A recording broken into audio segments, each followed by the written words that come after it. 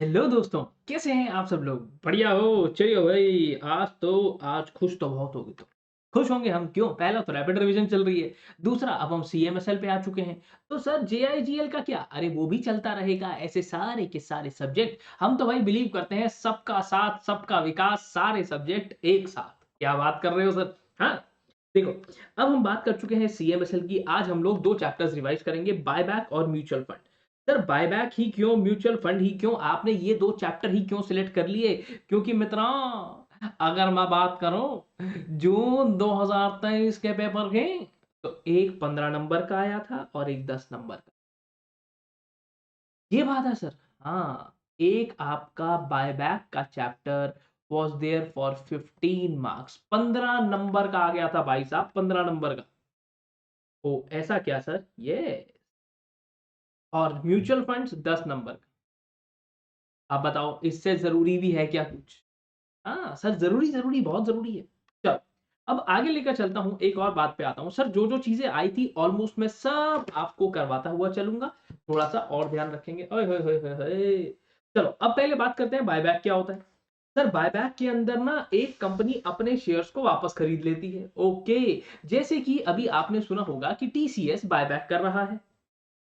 ये तो हमें नहीं पता, प्रैक्टिकल नहीं पता होता हमारे को। अरे पता चल जाएगा। टीसीएस बायबैक कर रहा है लगभग 17,000 करोड़ रुपए के आसपास के शेयर्स को। जो फंड्स हैं बायबैक के वो 17,000 करोड़ हैं। और उसके अंदर से ही अगर मैं बात करूं भाई, तो एक मिनट रुक जाओ और डिटेल आपको बता देता हूं। सर ये बायबैक में शेयर्स हम टेंडर कैसे कर देते हैं? देखो, बायबैक का ऑफर साइज हम लोग बात करें, शेयर्स हैं लगभग 4 करोड़ शेयर्स वापस ले रहा है एट द प्राइस ऑफ 4150 पर शेयर, और 3490 अभी प्राइस चल रहा है। सर तो मैं खरीद के बेच दूं क्या? अरे यही तो बातें हैं ना यार, ये प्रैक्टिकल नॉलेज है। अब रिकॉर्ड डेट 25 नवंबर है, जो आपने किताबों में पढ़ी है ना, वो 25 नवंबर की रिकॉर्ड डेट है। दिखाऊंगा अप्लाई भी कैसे करते हैं, खरीदते कैसे हैं, बेचते कैसे हैं। एक्सेप्टेंस रेशो क्या है सर? 20% कहां से लेंगे, 25% कहां से लेंगे, कितने शेयर्स आप टेंडर कर सकते हो, किसी ने 50 शेयर दिए तो कितने टेंडर होंगे, आपके पास कितने शेयर में से कितने आप बायबैक में टीसीएस को ऑफर कर सकते हो कि मुझसे ले लो। सर तो कंपनी बायबैक में खरीद लेती है। हाँ, बायबैक में खरीद लेते हैं और खरीदने के बाद उन्हें डिस्ट्रॉय करना बायबैक कहलाया जाता है। खरीद के अपने पास रख लेना और किसी और को बेच देना, ये तो भैया अमेज़न पे भी चल रहा है ना। ये तो अम्मा जान भी कर रहा है। हाँ, वो ऐसा क्या कर रहा है? अभी दिवाली में फ़ोन भी बदला आपने बदला। पुराना फ़ोन देकर नया ले लिया। उसने आपसे फ़ोन लिया और किसी और को बेच दिया। ओह! ये क्या है? ये एक्सचेंज है। ये बायबैक स्कीम ज़रूर है, पर यहाँ पर जो बायबैक है, जो मैं आपको पढ़ाऊँगा, जो नवनी मैम आपको पढ़ाएँगे, उसका मतलब है शेयर्स खरीदना और लेकर डिस्ट्रॉय कर दिया। मान लो ये शेयर्स हैं, ठीक है? शेयर्स लिए, बताता हूँ। वो शेयर्स नहीं है, वो तो वर्ल्ड मैप है खैर हमारा यार। भारत देश है हमारा, उसमें ना बात ऐसा कोई काम ही नहीं करेगा।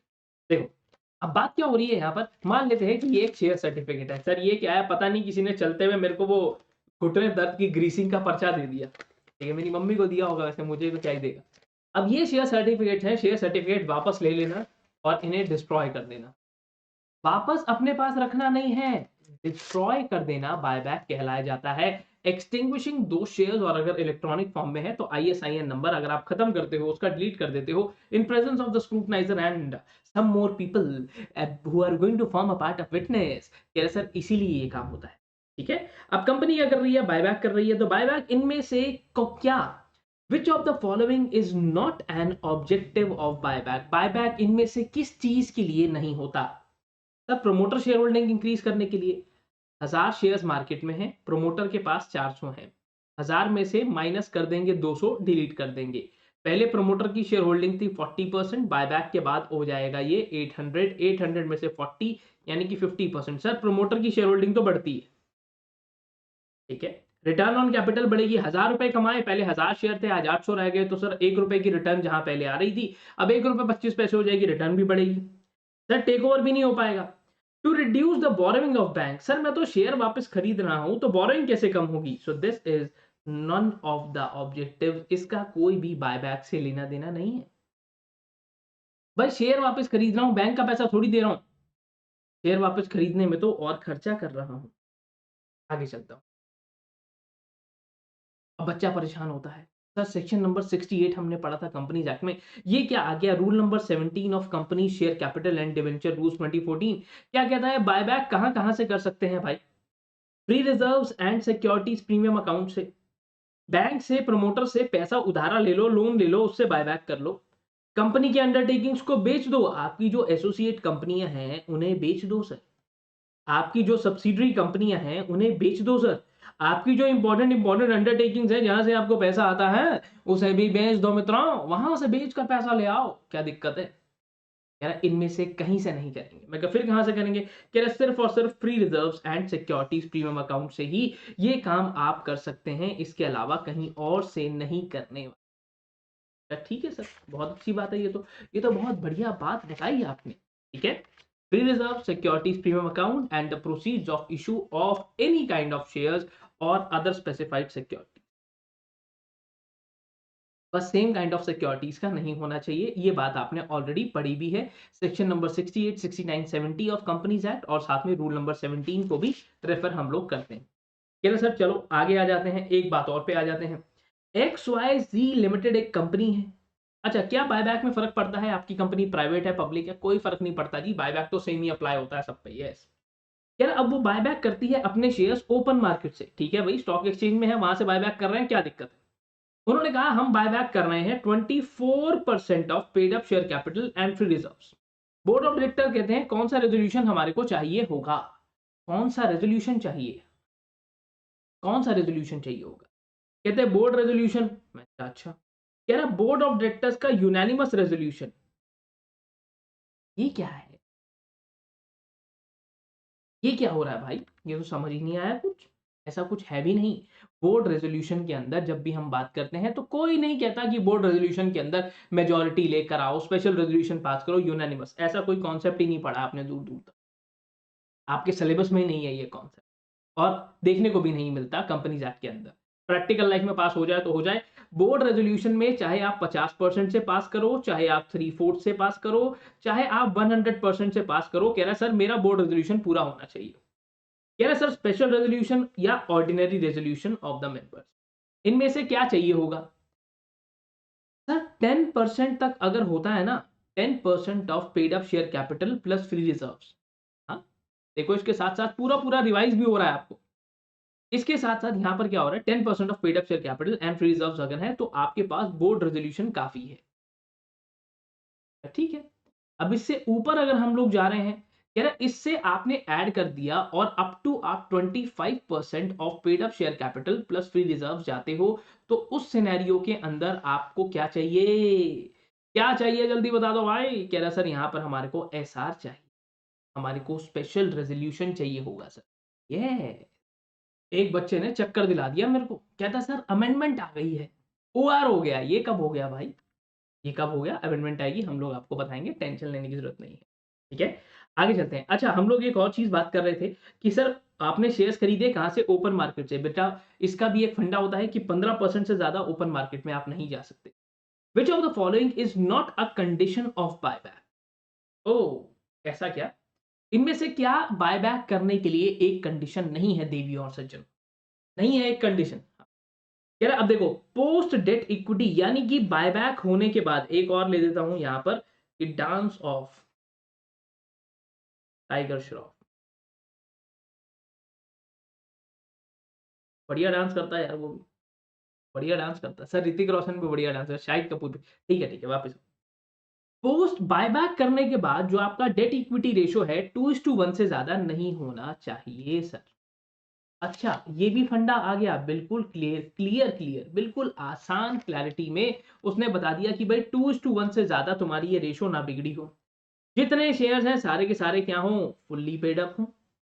कोई भी बायबैक का ऑफर आप नहीं दोगे तब तक अगर आपको 1 साल ना हो गया हो date of expiry of buyback. पिछला बायबैक हो गया, 1 साल कंप्लीट हो गया, क्लोज हुए, अब एक, ठीक है, 1 साल कंप्लीट हो गया तो ही ये काम कर सकते। कह रहा प्रमोटर की होल्डिंग बायबैक के बाद 25% से कम नहीं होनी चाहिए। भाई पहली बात तो ऐसी कोई कंडीशन है नहीं। दूसरी बात, प्रमोटर की होल्डिंग कभी बायबैक से कम नहीं होती, बढ़ती है हमेशा। ऐसा क्या? हाँ, हाँ सर, प्रमोटर से भी खरीद सकते हैं, दोगे किसको? दोगे किसको? ये बातें होती हैं, और ये कंडीशन नहीं है। सर इसके साथ ये टाइगर श्रॉफ का जो डांस है ये भी कोई कंडीशन नहीं है, ये तो मैंने मजाक में ऐड कर दी। ठीक है, टाइगर श्रॉफ को डांस कराने का कोई मतलब नहीं है भाई, इतना पैसा तो वो खुद ही ले लेगा। देखो कह रहा अब यहाँ पर एक और share holder of the company है। अरे यार क्या हो रहा है ये। देखो अगर हम लोग बात करते हैं एक रिटेल शेयर होल्डर की, सर कौन से शेयर होल्डर की, retail share holder. Yes, retail share holder कौन होता है पहले तो मुझे ये बताओ। सर जिसके पास शेयर्स हैं या कोई भी सिक्योरिटी है मार्केट वैल्यू के बेस पर कह रहा हूं, फेस वैल्यू के बेस पर नहीं, और ऑन द बेसिस ऑफ जो आपकी स्पेसिफाइड सिक्योरिटीज है उनका जो क्लोजिंग प्राइस है, जिस दिन आपकी हाईएस्ट ट्रेडिंग वॉल्यूम आई उस दिन के हिसाब से कितनी हो सकती है मैक्सिमम। कह रहा सर मैक्सिमम 50,000, 1 लाख, 2 लाख। कह रहा सर 2 लाख रुपए तक की वैल्यू अगर है तो ही वो रिटेल शेयर होल्डर है, तो ही वो मैं कहता हूं रिटेल नहीं और बोल सकते हैं small share holder. Retail share holder की जो टर्म है ये आईपीओ में देखने के लिए मिलती है, स्मॉल शेयर होल्डर हम लोग यहां बोल देते हैं, कोई दिक्कत वाली बात ही नहीं है सर। ठीक है, ओके। अच्छा अब एक दो प्रैक्टिकल क्वेश्चन जो यहाँ पर आए हुए हैं जिनको मैं चाहता हूं आप लोग बढ़िया से सॉल्व करें, क्योंकि भाई अगर 15 नंबर का पेपर में आ गया ना तो प्रैक्टिकल क्वेश्चन तो आना चाहिए। ऐसा क्या, यस। आओ देखो, बैलेंस शीट दी हुई है एक्स लिमिटेड की, सेम टाइप ऑफ क्वेश्चन आपको बुक्स में भी देखने को मिलेगा। इक्विटी शेयर कैपिटल कितना है, 6 लाख रुपए सर, 10 रुपए का एक शेयर है। 12% प्रेफरेंस शेयर कैपिटल है 1 लाख रुपए की, 100 रुपए का एक शेयर है। मैंने कहा अच्छा, कह रहे सर 14% डेट डिबेंचर कैपिटल है इतने की, 100 रुपए का एक डिबेंचर है, कितने शेयर हम बायबैक कर सकते हैं सर ये बता दो। मैंने कहा अच्छा, मैंने कहा मैक्सिमम बायबैक के अंदर आपने पढ़ा होगा 25% of paid up share capital plus free reserves. ठीक है सर, अब पेड अप शेयर कैपिटल के अंदर कौन सी कैपिटल, क्या प्रेफरेंस को लेते हैं मेरे दोस्त, प्रेफरेंस को कभी ले मत लेना, ये कभी बायबैक नहीं होते, ये सीधा सीधा रिडीम होते हैं बेटा, इसको रिडीम करते हैं। प्रेफरेंस शेयर आज इशू करा, 10 15 20 साल के अंदर अंदर रिडीम करना है, सिर्फ इक्विटी बायबैक होता है। ठीक है, तो फ्री रिजर्व है ही नहीं, कितना अमाउंट हो गया, 25% ऑफ 6 लाख रुपीज, यानी कि आंसर इज 1,25,000 रुपीज तो आपका आ गया, सॉरी 1,50,000 रुपीज आपका आ गया अमाउंट। 25% करना है ना, 1/4 करना है।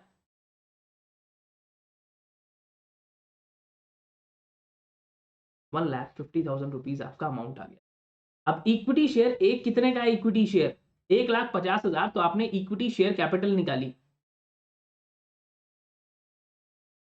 एक शेयर कितने का है, 100 रुपए का, तो 1,50,000 divide by 10 is equal to 15,000 equity.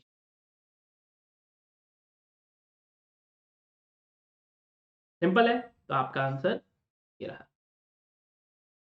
चीजें प्रैक्टिकल नेचर की जरूर आने वाली है, जरूर आने वाली है, बिना प्रैक्टिकल नेचर की चीजों के कोई मतलब नहीं।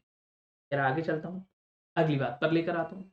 अब एक कंपनी है भाई जिसका नाम है एबीसी, ये एबीसी लिमिटेड कंपनी जो है ना, जसमीत सर की है, पता है ऐसा क्या। हाँ जसमीत सर की है। कौन सा जसमीत सर, अभी आएंगे जीएसटी पढ़ाने।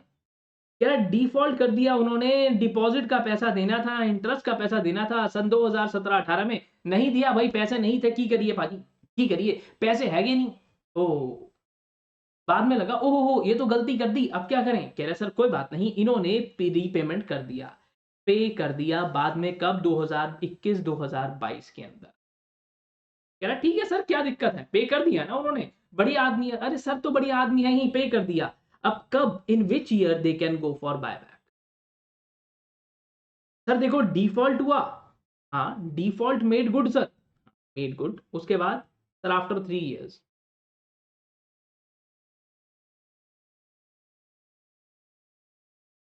मतलब यहां पर से हम लोग 3 साल ऐड कर लें। कह रहे सर ये रहा आपका आंसर, 3 साल ऐड कर लो।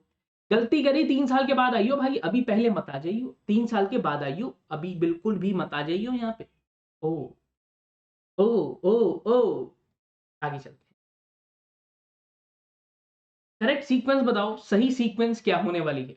सबसे पहले कह रहे सर पब्लिक अनाउंसमेंट देनी होती है न्यूज़पेपर में और इंटीमेट करना होता है स्टॉक एक्सचेंज को कि हम बायबैक करने जा रहे हैं, जैसे वो कहता ना बाहुबली में, दादा ढिंडोरा पिटवा दो, गांव वालों मेरी शादी बसंती से करा दो। आपको करनी है क्या बसंती से? यार बसंती के तो अभी इतने बड़े बड़े बच्चे भी हैं यार।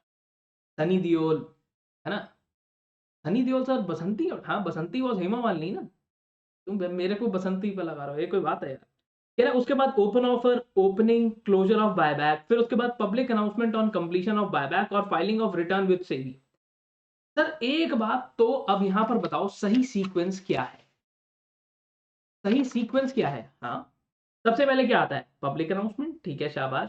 उसके बाद sir open offer, opening and closure of buyback, ये हम डिटरमाइन करते हैं, ठीक है। अब सर ये नहीं पता पहले पब्लिक अनाउंसमेंट दूंगा या सेबी के पास रिटर्न फाइल करूंगा? पहले सेबी के पास रिटर्न फाइल करोगे बेटा, filing of return with SEBI plus ROC, ये आपने पढ़ा होगा। सो आंसर इज 1 2 4 3, ये आपका आंसर है। ठीक है, आगे चलो। ये बताओ एस्क्रो अकाउंट में कितना पैसा होना चाहिए? एक कंपनी है भाई, as per SEBI regulations, MDH limited नाम की एक कंपनी है, वो बायबैक करना चाहती है। पैसा है 300 करोड़ रुपए, यानी कि fund of buyback is 300 crore rupees. तो सर हमने ये देखा है कि आपके 100 करोड़ रुपए तक तो 30% जाए, ओ 30% नहीं सर, 25% जाएगा, ठीक है। अगर आप अबव 100 करोड़ हो तो फिर 10%, यानी कि सर 100 करोड़ रुपए तक 25%, यानी कि 25 करोड़ रुपया तो यहां हो गया।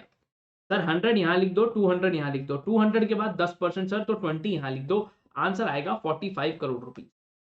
100 करोड़ रुपए तक के अमाउंट में से सीधा सीधा 25% निकाल लेना, उसके बाद जितना भी एक्स्ट्रा है उसमें से 10% बाहर कर देंगे। टोटल कितना हुआ? 45। सर ये 45 आपका ऑप्शन यहां पर आएगा, गलती से कुछ मिसप्रिंटिंग हो गई हो। The answer is 45, 45 crore rupees. ठीक है सर, सिंपल है, आसान है। Yes, yes.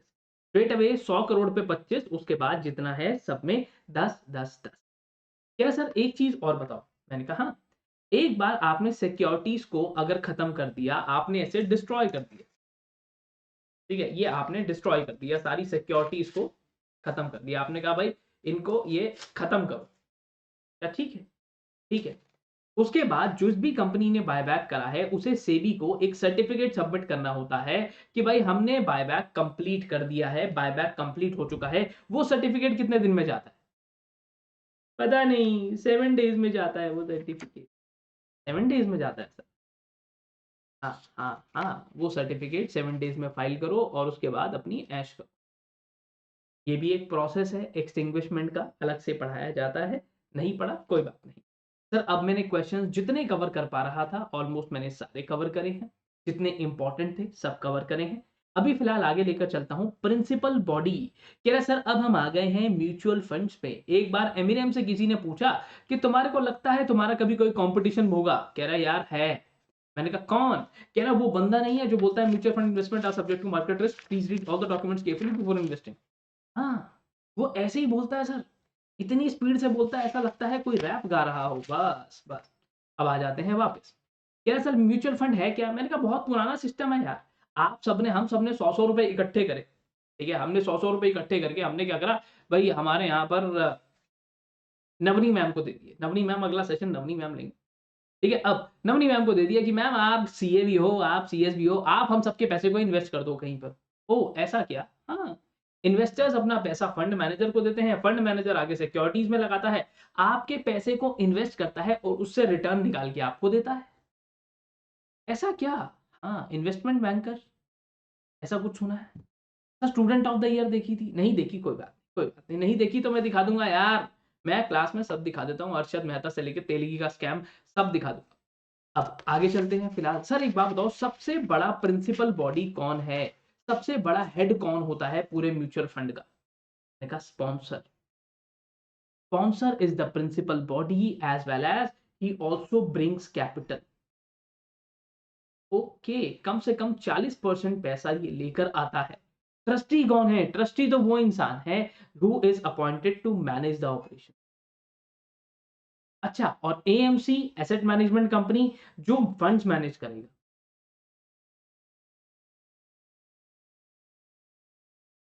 उस फंड को मैनेज करने का इसको पैसा भी मिलेगा।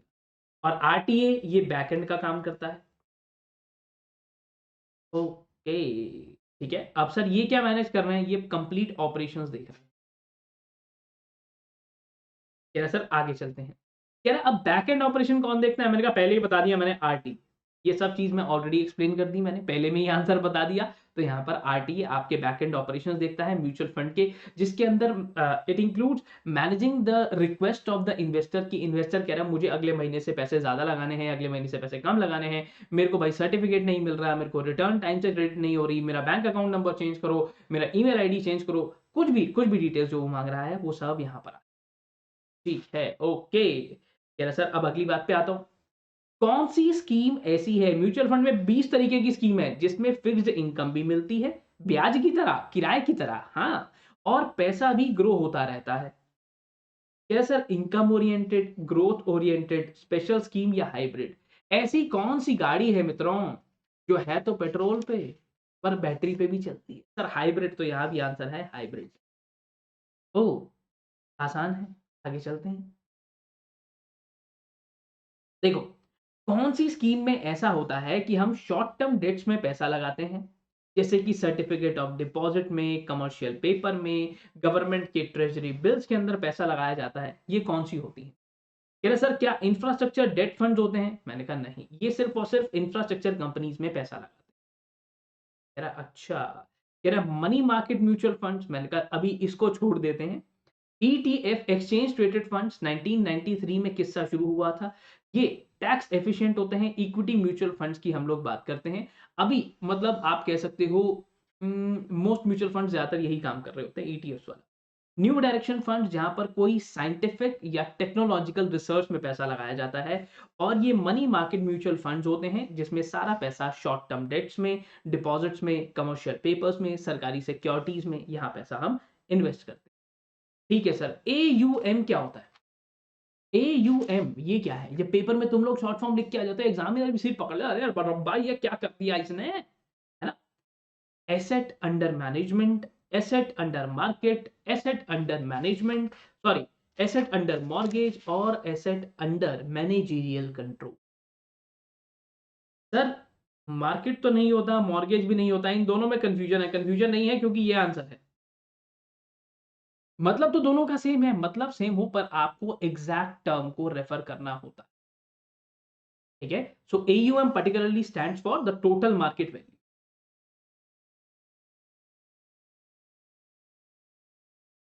Of assets manage by mutual. ओ, चलिए सर अब चलते हैं आगे, अगली बात पर आते हैं। ऐसे ही केवाईसी भी होती है। अब एक दो फॉर्मूलाज होते हैं, एक छोटी छोटी एक दो चीजों को और मैं बता देता हूं, क्योंकि यार मेरे अगर मुझसे पूछो तो practical plays a very important role, very important role sir, very important role when it comes to bye.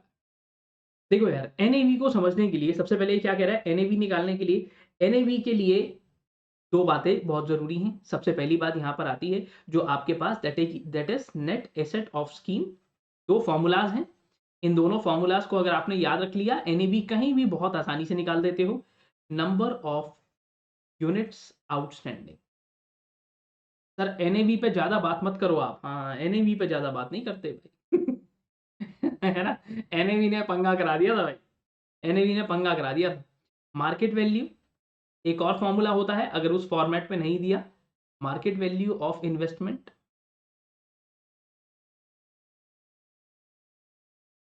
Plus receivables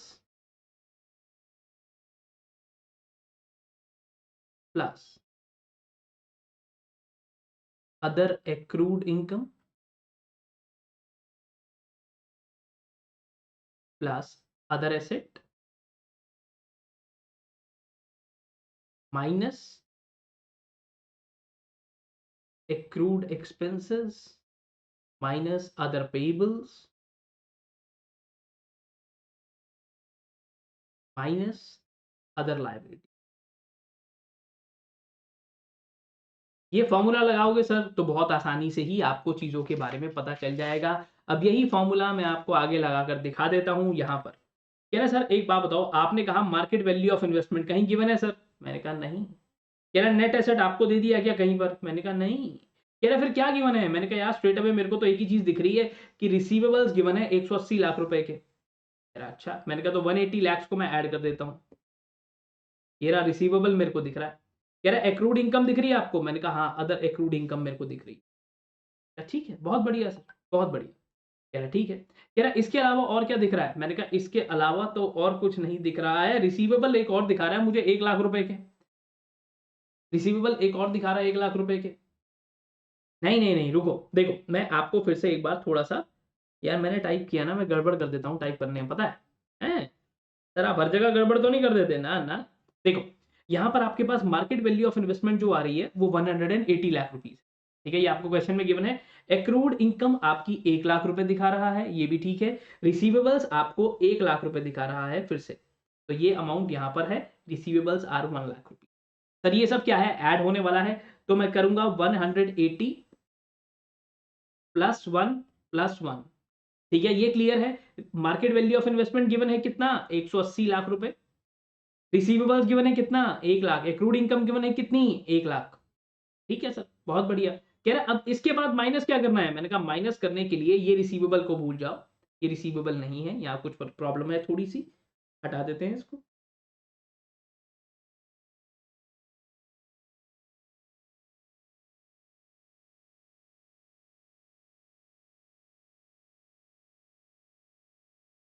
ठीक है इसको हटा देते हैं, और रिसीवेबल्स यहाँ से हटा देते हैं इस टर्म को।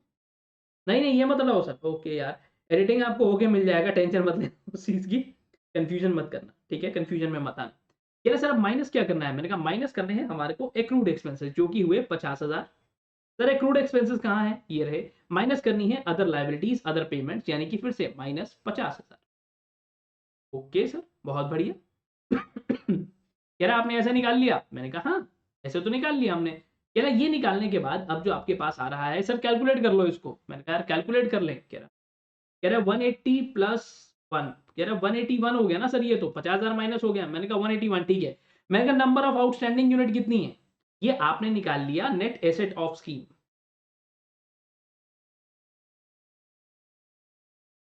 181। कह रहा अब आउटस्टैंडिंग कितने हैं सर? आउटस्टैंडिंग यूनिट्स कितनी है? कह रहा sir outstanding size of the scheme जो हमारे पास है वो 10 लाख रुपए है sir. Number of outstanding shares are 10 lakh. Okay divide कर दो 10 से।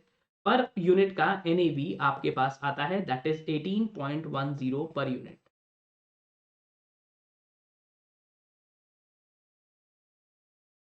सिंपल है, थोड़ी खिचड़ी ज्यादा पक गई है थोड़ी खिचड़ी ज्यादा पक गई है। बट इस फॉर्मूला को यूज करके आप अपना सबसे पहले पर यूनिट नहीं, नेट एसेट वैल्यू निकालना, फिर नेट एसेट वैल्यू निकालने के बाद उसे पर यूनिट से निकालना।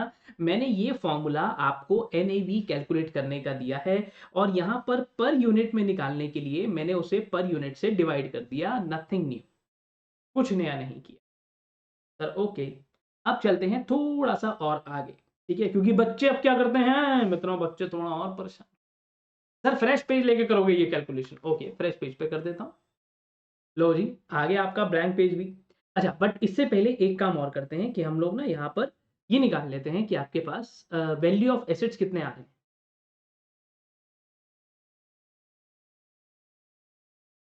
ऐसा क्या देखो, करना क्या है बहुत सिंपल, इसको मार्केट प्राइस से मल्टीप्लाई करते जाओ। इसको मल्टीप्लाई कर दें बस, हाँ as simple as that. Multiply करते जाओ, यहाँ पे कितना आ जाएगा? 25,000 को इससे मल्टीप्लाई करोगे तो मोटा मोटा आना चाहिए 50 lakhs। 300 इंटू 35,000 लगभग 70 lakhs। 29 इंटू 380 यहाँ पर आएगा लगभग, और यार बहुत सारा डेटा हो गया भाई। 50 नहीं सर, ये आपने 35 इंटू 3 105 आएगा। ओके ओके, तो मैं कैलकुलेट करके फटाफट से यहाँ लिख देता हूँ, आप मल्टीप्लाई कर ही सकते हैं। हाँ मल्टीप्लाई कर सकते हैं, पर आप करके दे दो ना। ओके सर 25,000 इंटू 20 ना 5 लाख होता है, मुझे लग रहा है 200 है। कैलकुलेशन के मामले में मैं बहुत बेकार।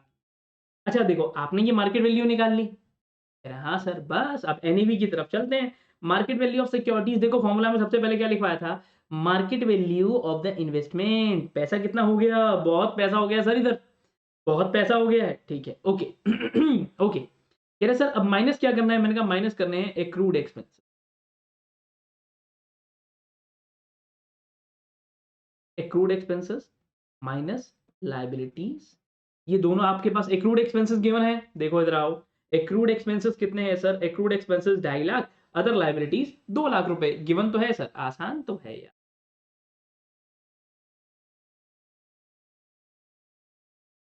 ये सब माइनस करने के बाद आपके पास बचता है 4,15,70,000 माय गॉड, इतना पैसा आपके पास है? हाँ क्या सर? और उसके बाद हमारे पास एनएवी अगर पर यूनिट निकालना है तो स्ट्रेट अवे इस अमाउंट को डिवाइड कर दो, नंबर ऑफ शेयर्स आपके पास कितने आ रहे हैं। क्या सर? नंबर ऑफ सिक्योरिटीज हमारे पास कितनी है, इन सबका टोटल करना पड़ेगा। ओ हो। क्या सर? आसान तरीका नहीं है? मैंने कहा आसान तरीका भी होगा यार, आसान तरीका भी है। आसान तरीका ये है कि मैं आपको साफ-साफ बता दूँ कि भाई मैंने क्वेश्चन में लिखा था, पर मैं यहाँ लिख कर नहीं लाया कि total number of securities are 10 lakh. ठीक है? ऐसा मान लो कि क्वेश्चन में गिवन है, ऑलरेडी गिवन था, मैंने नहीं लिखा। ठीक है? ताकि तुम लोग दिमाग लगाओ थोड़ा-सा। तो इसको अगर आप डिवाइड करेंगे स्ट्रेट अवे तो ये खेल खत्म हो गया और 41.57 that will be NAV per unit. ये आपका आंसर आएगा बहुत सिंपल तरीके से, प्लस माइनस सही से करते चलोगे तो मज़ा आ जाएगा। सर ये गिवन है क्वेश्चन में, नंबर ऑफ, यहाँ पर मैं लिख देता हूँ, plus number of shares are 10 lakh. ये बाद में आप पढ़ते टाइम कोई बच्चा देखे ये कहाँ गिवन था, मैं कहा ये लिख दिया है अलग। चल, अब एक और बात पे मैं आपको लेकर आ जाता हूँ जो कि है अबाउट कैलकुलेटिंग एचपीआर। ये एचपीआर क्या होता है सर? होल्डिंग पीरियड की रिटर्न। यानी कि एचपीआर का एक और बहुत सिंपल फॉर्मूला होता है। अगर आपको फॉर्मूला आता है तो इसको लगा डाला तो लाइफ जिंगा लाला। क्या सर जिंगा लाला? मैं कहा बिल्कुल जिंगा लाला। अब यहाँ पे हम लोग क्या करने वाले हैं, आपके पास दो तरीके हैं एचपीआर को कैलकुलेट करने के। पहला तो ये आता है income straight away end of period value minus original value into 100 divided by original value,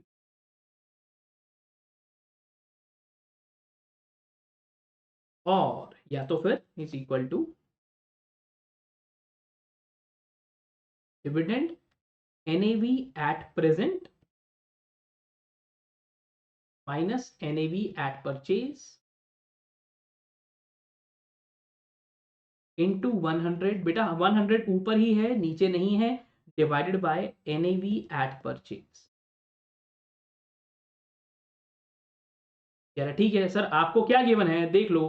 कह रहा एक यूनिट होल्डर है जिसने इतने पे यूनिट खरीदी, उसको एक डिविडेंड मिला 2 रुपए का। डिविडेंड की बात हो रही है कहीं पर, पहले वाले में हो रही है दूसरे वाले में हो रही है? कह रहा सर दूसरे वाले में हो रही है डिविडेंड की बात। मैं कहा बहुत बढ़िया, दूसरे वाले में अगर डिविडेंड की बात हो रही है आपको ये वाला फॉर्मूला लगाना है। आ जाओ फिर। टू कितना आज के टाइम पे करंट प्राइस कितना है सर? 19.875, 19.875 माइनस कितने का खरीदा था सर? खरीदा था 17.60 का, minus 17.60 into 100 divided by sir आज के टाइम पे प्राइस कितना है? सर आज के टाइम पे सॉरी एनएवी एट परचेज है ना, डिवाइड बाय 17.60। इसको ऐसे मल्टीप्लाई करेंगे, सॉरी कैलकुलेशन करेंगे तो आपके पास आंसर आएगा 24.29%।